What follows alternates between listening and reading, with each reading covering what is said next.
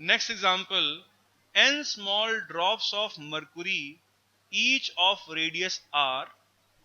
तो ये n small drops हैं, सबका रेडियस अगर स्मॉल r है, and each at potential v not, सबके सरफेस पे पोटेंशियल अगर v नॉट है, are join together to form a bigger drop.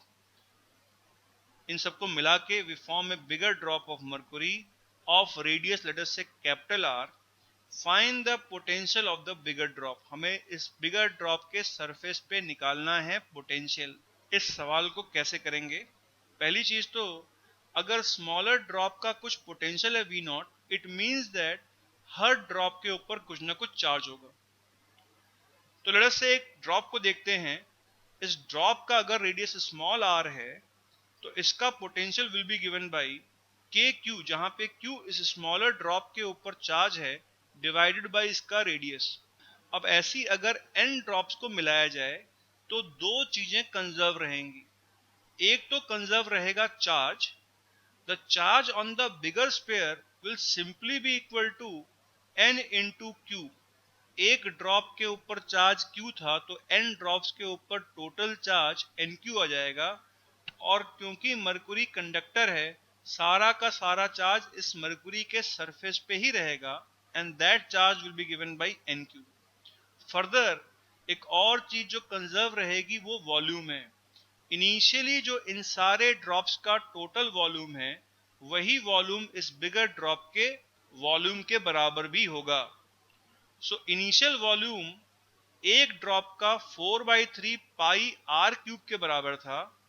ऐसी n ड्रॉप्स हैं, therefore total initial volume n into 4/3 pi r cube के बराबर होगा, और final volume 4/3 pi capital R cube के बराबर होगा। And therefore from this equation we will have capital R will be equal to n की power 1/3 into small r।